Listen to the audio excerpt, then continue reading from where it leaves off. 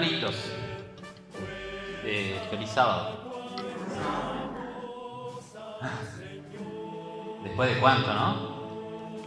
Qué lindo, hermano. Yo creo que no me había dado cuenta cuánto extrañaba la iglesia hasta que vine, hasta este entonces. Porque el ser humano se acostumbra a todo. Y me acostumbré a estar sin la iglesia, pero qué lindo venir, qué lindo volver. Y es una tristeza porque el colectivo aún no me deja viajar. Y hasta que no me dejen viajar no voy a poder venir. Y no los quiero molestar a los hermanos y ir a buscarme hasta mi casa. Yo sé que puede ser pesado.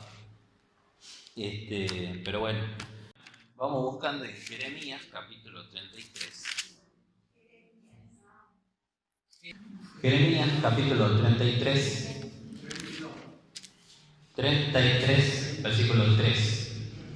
Y antes de empezar y de leer este sermón, hermanos, yo lo preparé con mucha cautela, lo preparé con mucha oración, lo vengo pensando hace 2 semanas, ¿no? O sea, si alguno creyó que yo me había olvidado que tenía que predicar, no me olvido, no me acuerdo.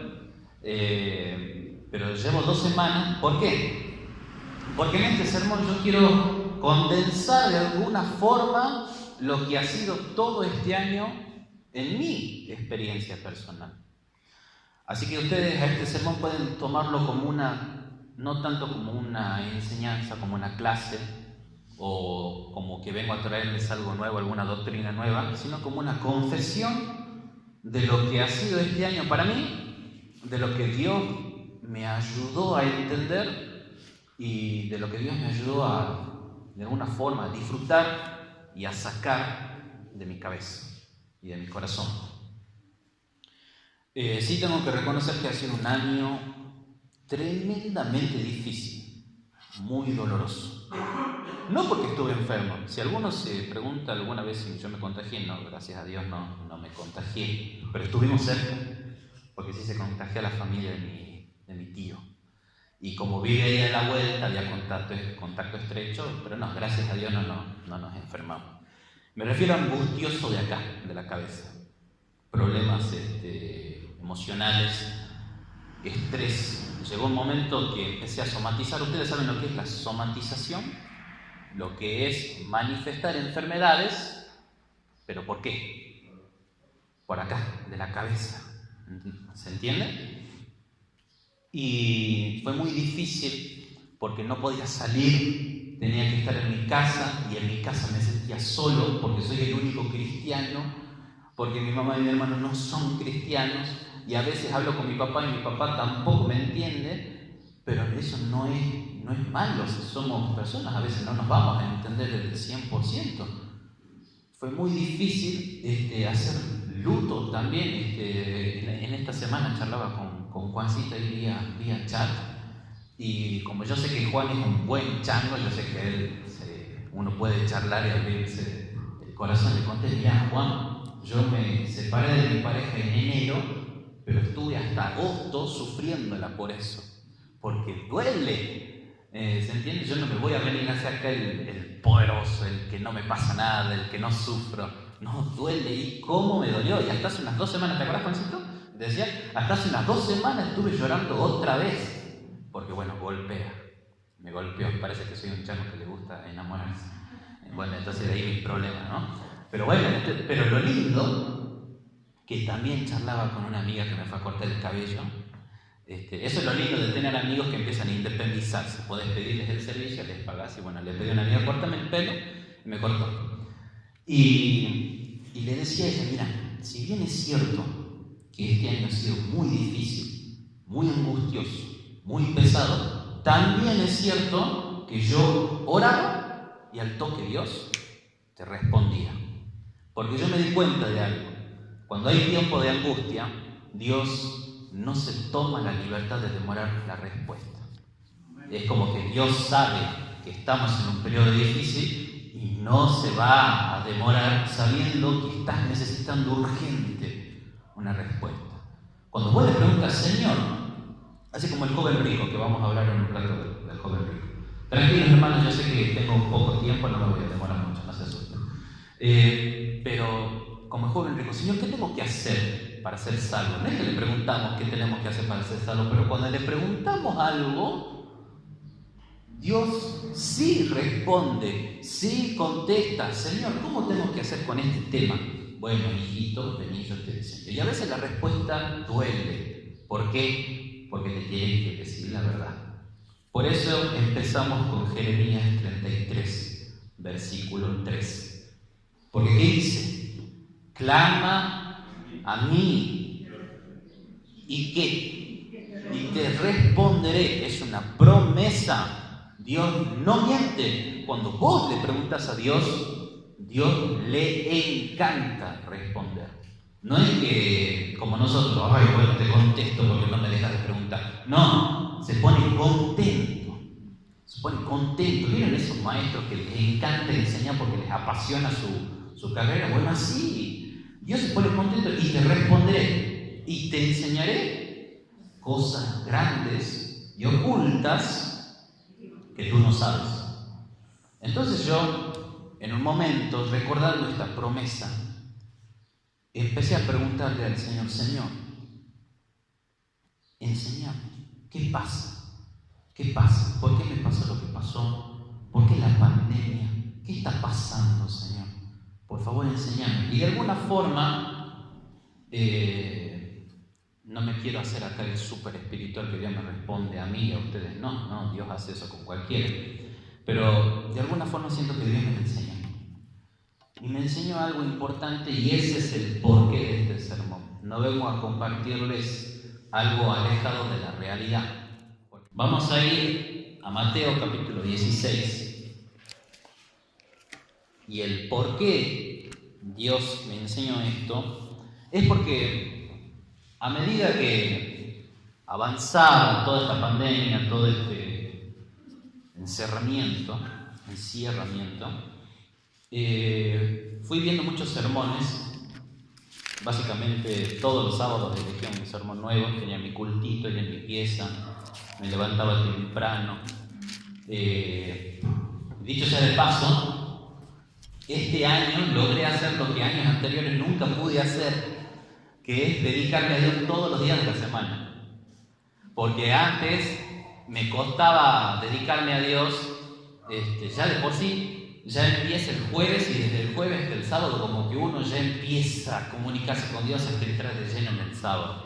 Pero llegado el domingo y hasta el miércoles como que venía un enfriamiento, como que no tenía ni ganas de leer la Biblia, ni de orar, ni todas esas cosas.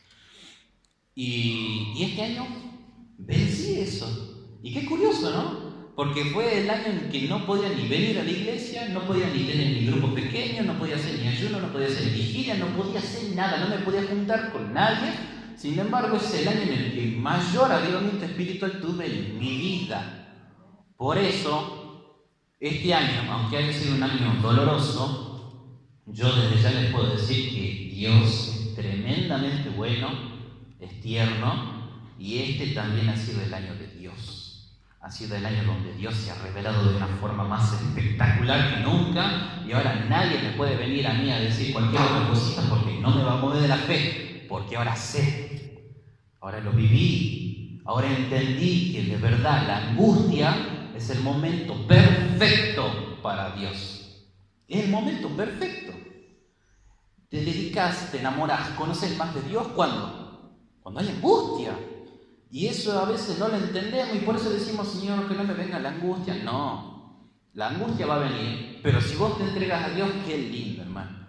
Se vuelve el lugar más espectacular, el tiempo perfecto para Dios. Por eso este año, aunque haya sido angustioso, ahora es mi año favorito, porque me encontré con Dios, aunque sea un poquito más. Vamos a ir a Mateo capítulo 16, como ya se los dije, versículos 22 y 23. Y acá, el que conoce de Biblia le capta el toque del mensaje, pero el que no conoce, bien necesita una aclaración. ¿Qué está pasando en este capítulo? En este capítulo Jesús le pregunta a sus discípulos, ¿quién dice la gente que soy yo? Como que está queriendo confirmar, a ver, ¿qué opina la gente de mí, que soy el Cristo? ¿Qué opina la gente? Y los discípulos dicen, mira, Jesús, algunos piensan que vos sos un profeta, algunos piensan que vos sos el Mesías, algunos piensan que sos Juan el Bautista reencarnado. Y en un momento Jesús los mira a los discípulos y le dice, ¿y ustedes? Hagan de cuenta que Jesús le está diciendo a ustedes le está preguntando, ¿y ustedes? ¿Qué piensan ustedes de mí? ¿Quién decís que soy yo? Esa pregunta es importante. Porque dependiendo de lo que pensemos de Cristo, va a ser nuestra vida espiritual. ¿Se entiende? Dependiendo de cómo veamos a nuestro Dios, vamos nosotros a tener una vida espiritual, ya sea de victoria en victoria o de fracaso en fracaso. Porque a veces, ¿vieron? No sé si escucharon muchas veces que la mayoría de las personas dicen, pido oración por mi vida espiritual. ¿Por qué? ¿Quién pide por su vida espiritual? Aquel que sabe y siente que su vida espiritual está por ¿dónde? Por el piso. Bueno, es que justamente, dependiendo de cómo sea nuestra visión de Dios, va a depender nuestra vida espiritual. Si va a ser ascendente o descendente. Entonces, ¿qué responden los discípulos? ¿Qué dice el relato bíblico? Salta Pedro, porque Pedro siempre fue así, siempre fue el que se mandaba al frente, el que se mandaba a la parte. Podríamos decir que se parece a un argentino, Pedro. Y Pedro dice, tú eres el Cristo, el Hijo de Dios. Y Jesús se pone contento, porque dice, bien Pedro, porque no te lo reveló ni sangre ni carne, sino mi Padre que está en los cielos. Pedro dice, inspirado por Dios, tú eres el Cristo. Y Jesús le dice, bien Pedro, bien, y bueno, ya conocemos la historia. Ahora, ¿qué dice el versículo que yo les señalé? Mateo 16, 22 y 23. ¿Qué dice? ¿Alguien tiene ganas de leerlo? Porque si lo va a leer, tiene que leerlo fuerte. Y Pedro lo llevó aparte y empezó a reprobarlo. Y dijo, Señor, lejos de ti, de ningún modo te suceda esto. ¿Y el 23? Pero Jesús, volviéndose, dijo a Pedro, quítate de delante de mí, Satanás. Me eres tropiezo, porque no piensa como piensa Dios, sino como piensan los hombres. ¡Qué espectacular! Pero qué contradictorio también. El hombre que había sido inspirado por Dios, ahora inspirado ¿por quién? Por Satanás mismo. ¿Cómo puede ser? Bueno, es que esa es justamente una de las verdades que Dios me enseñó este año. Que yo muchas veces, hablé inspirado por Dios y otras veces no. Otras veces hablé inspirado por el diablo. Otras veces me comporté y actué inspirado por Satanás. Y yo, lo peor de todo, creyendo que actuaba de parte de Dios. Hermanos, eso es una tragedia, pero es algo real. Le pasó a Pedro. ¿Por qué no nos va a pasar a nosotros? ¿Por qué explico esto, hermanitos? Porque acá Dios me ha enseñado que vieron que yo les dije que hay dos puntas del cristianismo. Bueno, una, ustedes la conocen, es el fariseísmo. Los que dicen que todo es pecado. ¿Se entienden? Estoy seguro que conocieron a alguien así una vez. Y bueno, si no se acuerdan de alguien, acuérdense de mí, porque si Dios me ha dicho que estaba de ese lado, entonces yo habré sido un fariseo con ustedes, hasta con mi familia, hasta con mis seres queridos. Y después está la otra punta, por así decirle, los liberales. En este sermón yo me quería abocar más a los fariseos, porque para los liberales se necesita otro sermón que lo predicaré en otro momento. Pero hermanos, es duro darse cuenta que uno creyendo que sirve a Dios en realidad no lo está haciendo. En realidad está teniendo esas actitudes que son reprobadas delante de Dios. ¿Por qué? Por un apasionamiento, por un enceguecimiento y porque justamente caemos en una actitud de que creemos que porque Dios nos usó una vez, no me voy a equivocar nunca más. Y eso es un error. Es un error que, bueno, sería aprenderlo desde ya, cosa que cuando pase, porque va a pasar, no me duela tanto. ¿Se entiende? No me angustie tanto. Con la prédica, ¿estoy haciendo bien a la gente o le estoy haciendo mal? Porque ahí es donde entendí por qué mi familia, personalmente mi madre y mi hermano no quieren saber nada con la iglesia. Si alguna vez va a mi casa y pregunta por qué mi mamá y mi hermano no quieren saber nada con la iglesia, yo voy a levantar la mano y voy a decir, por mi culpa, hermano. Por mi culpa. Porque lejos de amarlos y entenderlos, los reté, los critiqué y hasta pude haberles insinuado que están endemoniados. ¿Por qué? Porque no me dejan guardar el sábado tranquilo. O sea, siempre poniéndose en el papel de víctima, ¿no? El mundo entero está en contra de mí. Pero yo no hago nada, yo soy el santo perfecto que siempre se porta. Y a veces no es así. A veces. No digo el 100% de las veces porque es verdad. Hay gente que no quiere venir a la iglesia porque, no quiere. No importa lo que hayamos hecho nosotros. Pero a veces uno es el culpable. Y duele entender eso. Vamos a ir, hermanos, vamos a Mateo 18. Mateo capítulo 18. Y qué importante esto, ¿no, hermanos? Si se están preguntando el versículo, no tengo un versículo porque es todo el capítulo. Mateo capítulo 18 para mí fue vital, fue clave para entender esto. ¿Por qué? Porque con mi actitud de fariseo, yo soy una piedra de tropiezo, incluso para la gente que no cree en el Evangelio, que no cree en Cristo. De tal forma que lejos de invitarlos, los estoy ahuyentando. ¿Se entienden? Ustedes, bueno sería que cada uno haga su análisis y se pregunte, ¿en qué estoy siendo yo una piedra de tropiezo para la gente? ¿Será que yo soy piedra de tropiezo? Y mira, hermano, seamos honestos, acá nos conocemos hace mucho tiempo. Si a Pedro le pasó, puede ser que a vos también te pase. Puede ser. Por eso debemos estar alerta y aprender. La escuela sabática para mí fue fantástica, porque justamente habla de lo que es amar. En aquel tiempo, versículo 1, en aquel tiempo se llegaron los discípulos a Jesús y le preguntaron, ¿quién es el mayor en el reino de los cielos? Jesús llamó a un niño y lo puso en medio de ellos, ya la conocen la historia, y dijo, os aseguro que si no os cambiáis y os volvéis como niños,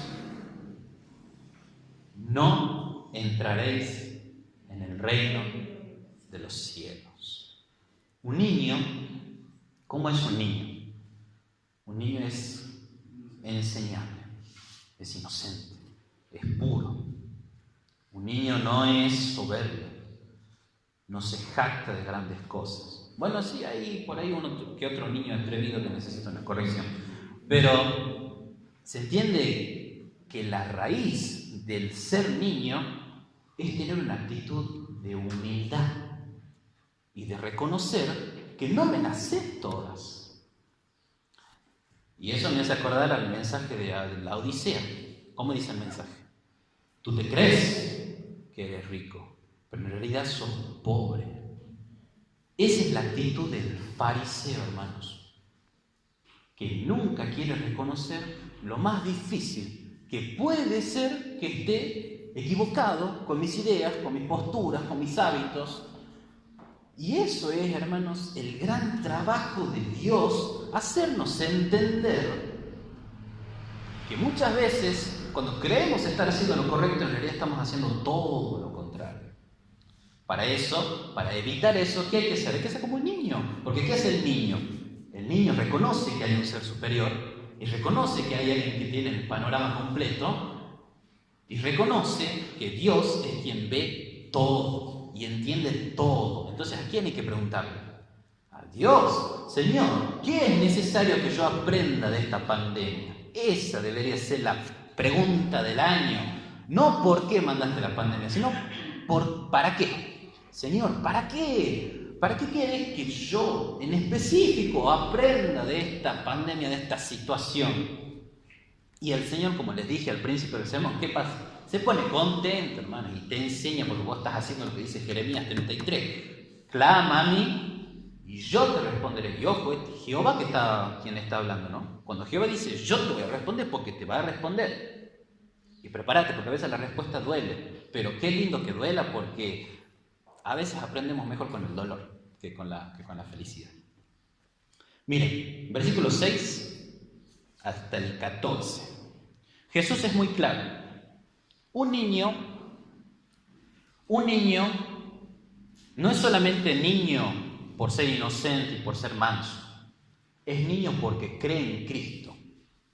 Es niño ante Dios. ¿Por qué? Porque así sea que tenga 50 años de cristianismo, sigue siendo un niño, porque no es cronología, es una actitud.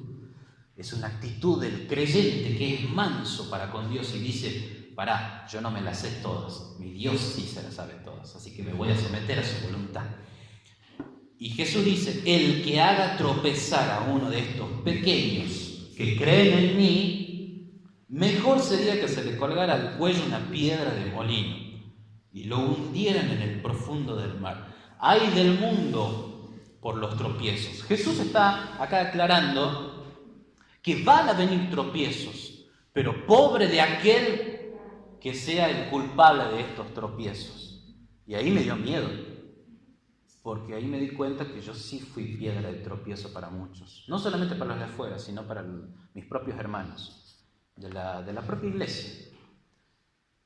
Jesús nos advierte y dice, hijito, cuidado, no sea que con tus actitudes, con tu forma de ser, con tus pensamientos, con tus ideas, estés siendo una piedra de tropiezo para aquel que quiera acercarse a mí. Miren cómo sigue diciendo.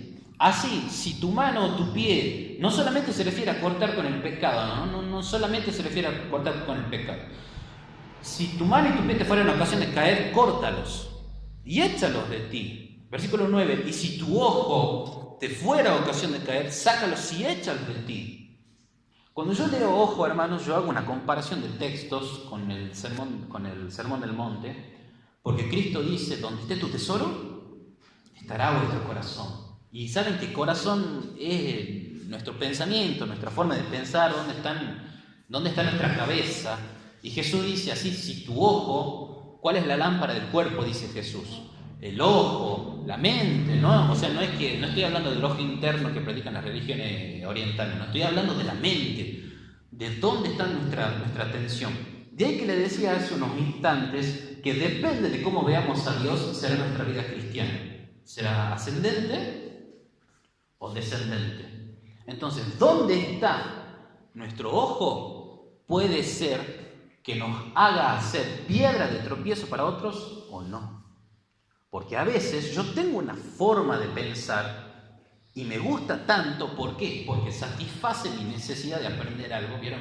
Recién el Ale decía, hay hermanos curiosos, ¿no? Bueno, hay hermanos que se pasan ya de curiosos y ya les gusta de conspiración en todo y estudian todos los temas y se vuelven fanáticos de estos predicadores que dan temas extravagantes como el origen de la música secular, que me hace acordar a mí, porque se acuerdan cuando yo di el tema de la música secular. O los hermanos que predican de los masones dentro de la iglesia, o los hermanos que predican, bueno, todos esos temas que ustedes que se pueden imaginar, de alguna forma, esta es una opinión personal, no pueden estar de acuerdo o no, perdieron el foco, sacaron su ojo, sacaron su lámpara, su mente del verdadero foco, de Cristo. Por eso dice Cristo, si tu ojo te es ocasión de caer, a vos y a todos los que quieran acercarse a mí, cortalo. Cortá con aquello que no trae salvación a nadie. Cortá con aquello que lejos de ayudar al hermanito, al sencillo que quiera acercarse a Cristo, no le ayuda. Cortá con tu mano, cortá con tu forma de hacer las cosas. Cambia, porque si no hay un cambio, no entraréis en el reino de los cielos. Hablaba de esto con mi amigo Mauricio. ¿Se acuerdan de Mauricio? Mauricio Cardoso. Bueno, hablaba con Mauricio esta semana. Yo a este sermón, hermano, yo lo escribí. ¿sí? Si alguno lo quiere tener, se lo regalo, no es propiedad mía. Pero sepa entender que no es tal cual lo estoy predicando ahora. Una cosa es escribirlo, otra cosa es predicarlo. Pero bueno, la idea es la misma. Se lo di a Mauricio. Mirá, Mauricio, te doy el sermón para que lo leas, pero no para que me alabes el sermón, sino para que me des crítica. Decime, ¿qué pensás vos? ¿Estoy en lo correcto? ¿Estoy equivocado? Bueno, eso es como un niño, ¿se entiende? Preguntá. No decís, ya me las sé todas porque encontré algo extra. Parece que descubrí América en la Biblia y ya me siento espectacular y voy con el pecho inflado de la iglesia. No, preguntá, hermano, porque los demás siempre ven algo que vos no ves. Entonces, escuchar al otro es bueno.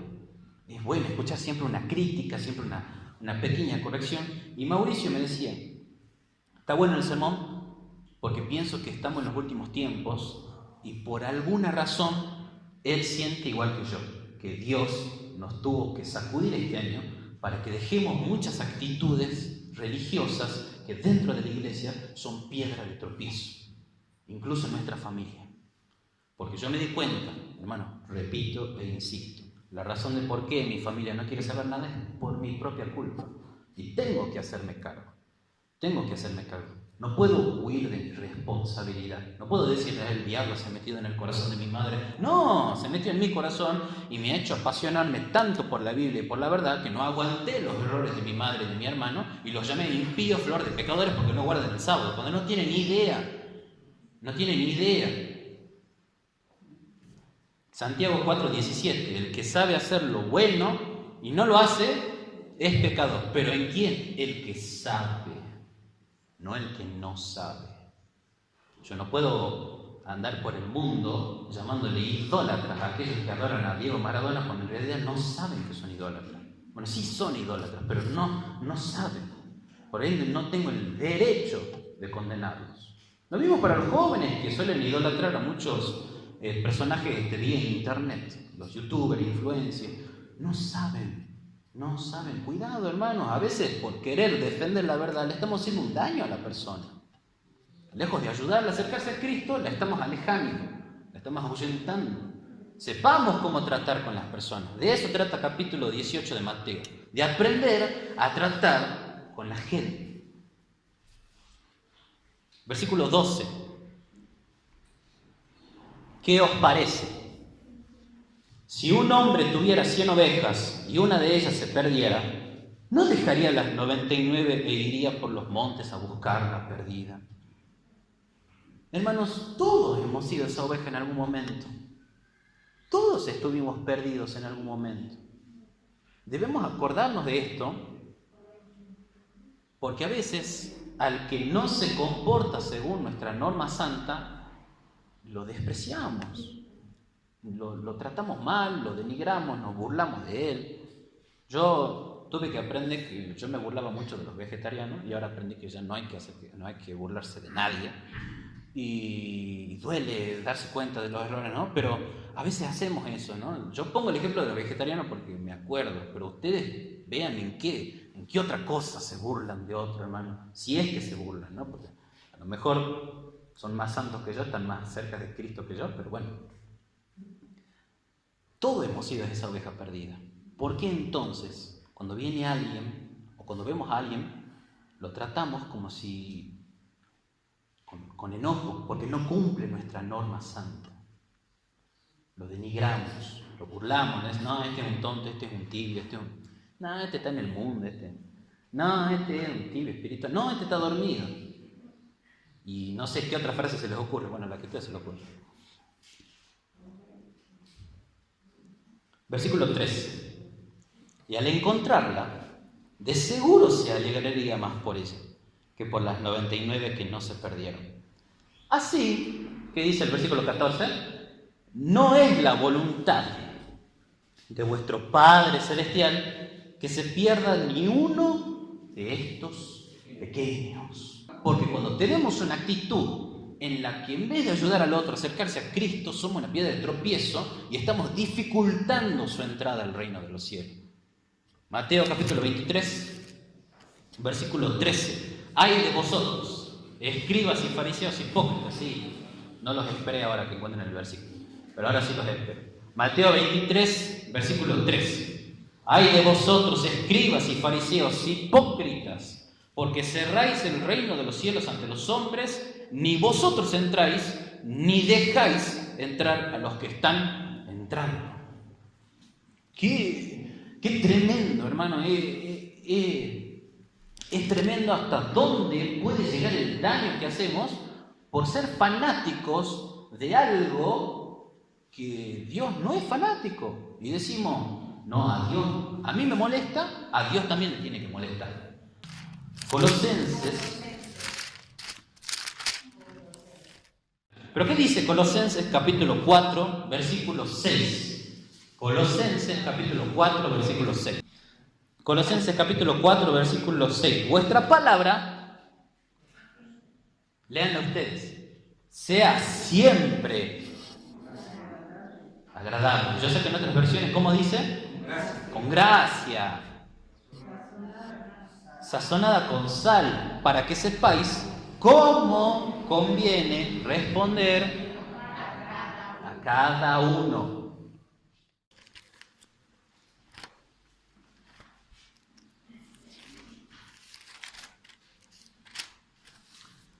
Mateo capítulo 16, versículos 6 y 12. Jesús le dice a los discípulos, hablando del fariseísmo, cuidado con la levadura de los fariseos. Jesús les advierte, nos advierte, cuidado con la levadura de los fariseos. Tened cuidado, versículo 6. Tened cuidado, guardaos de la levadura de los fariseos y de los saduceos. Versículo 12. Entonces entendieron que no les había dicho que se guardasen de la levadura del pan, sino de la doctrina de los fariseos y de los saduceos. ¿Se entiende, hermanos? A veces no somos prudentes en nuestra forma de decir las cosas. Mateo, capítulo 10.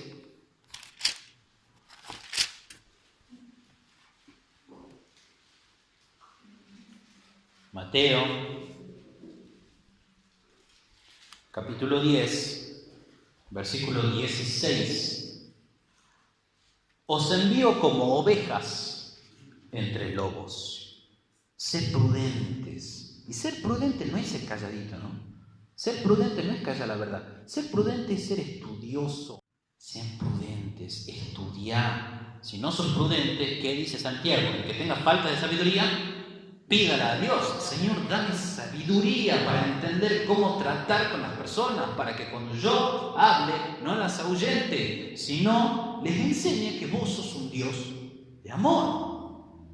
Pero para eso primero yo tengo que cambiar. Y vamos a ir a la partecita final de este sermón. Ustedes se preguntarán, hermanos, ¿cómo yo les puse el título a este sermón? Yo a este sermón le puse de título la más grande prueba de fe. ¿Por qué? Porque cuando Dios te dice la verdad es una prueba. Primero, de creer que te está diciendo la verdad. Segundo, creer que estás equivocado.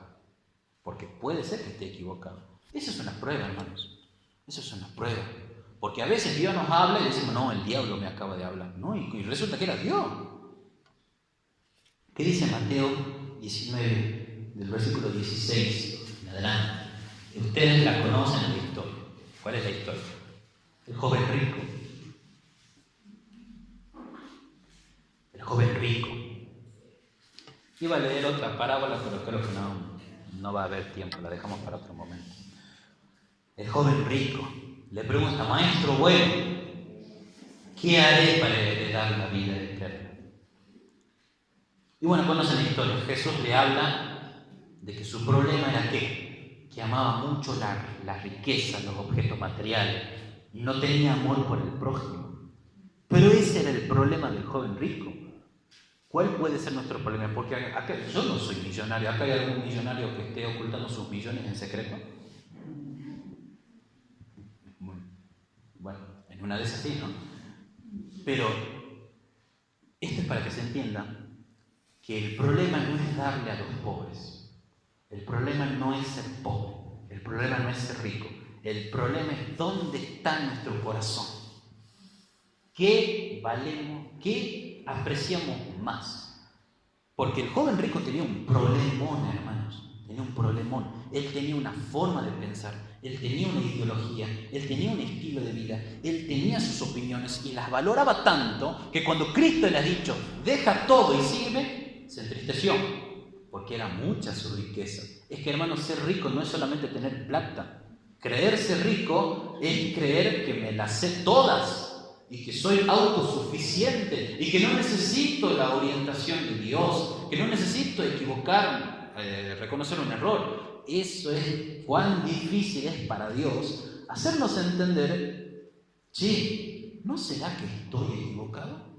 Hermanos, el que se haga esa pregunta es un milagro, hermano, porque es muy difícil que reconozcamos los errores a veces. Es muy difícil. Tan difícil que Dios necesitó mandar una pandemia para que entremos en ese proceso de autoconocimiento. ¿Qué estamos valorando más? ¿Dónde está nuestro tesoro? ¿Dónde está nuestra mente? ¿Está en nuestras ideas, en el conocimiento, en nuestras obras? No se las voy a leer, pero en Mateo capítulo 20 está la parábola de los obreros de la viña, y ustedes la conocen. ¿Cómo dice esa parábola? Que salió el padre de familia a contratar a muchos siervos, salió a la mañana, salió al mediodía, salió a la tarde, y salió a las 6 de la tarde, porque sí, a las 6 de la tarde puede haber alguien que esté buscando trabajo. Entonces, a todos les pagó lo mismo. Pero ¿qué pasó? Los que empezaron temprano se empezaron a enojar, porque a los que empezaron tarde se les pagó lo mismo. Son como Jonás, no soportan la justicia de Dios, porque la justicia de Dios no es como la nuestra. Señor, Padre, vos sos injusto. Yo que estuve acá hace 20 años que estoy en la iglesia y me estoy sacrificando por tu viña, y resulta que que se porta mal, que encima tiene vicios y no los deja, lo tratas igual que a mí, es injusto. ¿Y qué le dice al padre de familia? Tranquilo, no seas envidioso, sos envidioso, porque mi justicia es mi justicia, yo hago lo que quiero con ella, yo le pago al que yo quiero y al que no quiero no le pago. No seas envidioso, ese es un problemón, hermanos, ese es el problemón del orgullo. El orgullo santo, que yo le llamé el orgullo santo para este sermón, de creerme santo y perfecto por las cosas que sé, que pienso y que hago. Ese es el problema del adventista promedio. Y a mí me dolió, hermano, y a veces cuando yo a veces pienso en estas cosas me dan ganas de llorar porque soy orgulloso, che. Y resulta que soy un fariseo yo también. Y me duele, hermano, me duele. Pero bendito sea Dios, porque ahora por lo menos ya entiendo cuál es mi problema. Ahora analice cada uno cuál es su problema. Y termina esta parábola en el versículo 16. Así los últimos serán los primeros. Y los primeros, últimos. Es un golpazo al orgullo santo. ¿Por qué? Porque muchos que tienen apariencia de que se van a salvar, en realidad se pierden. Y muchos que tienen apariencia de que están perdidos, resulta que esos son los hijitos de Dios. ¿Por qué? Porque no son autosuficientes. Esta es una opinión personal, hermanos. Para mí esta es la razón de por qué muchos adventistas no se van a salvar. Porque son orgullosos de la doctrina más que de conocer a Cristo. Capaz que se saben el color de las sandalias que usaba Pablo, pero no tienen ni idea del Evangelio de Cristo. Esta es la razón por la que el joven rico se entristeció. Ahora, hermanos, termino ya y es lo último, porque ya me pasé de la hora. Jesús le dice, ven y sígueme. Deja todo, sígueme. Hay algo con lo que yo me mantuve, toda esta pandemia me mantuve en un solo pensamiento. No importa qué pase, no importa qué me digan. Acá el único que vale es conocer a Cristo. Y nada más que Cristo. Porque no hay otra cosa. Cristo y su doctrina. Y su doctrina es perfecta. Nada más sirve. Ni siquiera bueno, no quiero ser tedioso con esto, pero ni siquiera alguna obra que vos creas que te va a ayudar a santificar no sirve. Porque lo único que sirve es Cristo. Esa es la más grande prueba de fe. Creer que solo Cristo me puede salvar. Creer que solo Cristo me puede hacer santo. Creer que con Cristo basta y sobra. ¿Y por qué digo basta y sobra y no tengo miedo en decir esto? Porque cuando estás con Cristo, empieza una vida de cambio. Y empiezan a aparecer los verdaderos frutos del cristianismo que hablábamos en la escuela sabática. Empezamos a dejar las cosas, pero no para ser santos. Empezamos a dejar las cosas por Cristo, porque Cristo me ayuda. Esa es la prueba más grande de fe, creer que solo Cristo basta. Por eso el joven rico no creyó. ¿Qué vamos a hacer nosotros? Porque Jesús le dice al joven, déjalo todo. O sea, deja toda tu forma de pensar, todos tus hábitos, todo lo que vos crees que es bueno, déjalo. Todo lo que vos crees que es malo, déjalo y seguime a mí, sígueme. Hermanos, eso es para mí la razón de toda esta situación que hemos pasado. Aprender a seguir a Cristo y no a nuestros propios pensamientos. Hermanitos, que tengan un feliz sábado, que Dios me los bendiga. Y bueno, espero que este sermón les haya sido de salvación. Bendiciones, hermanos. Cristo nos une, es nuestro Señor.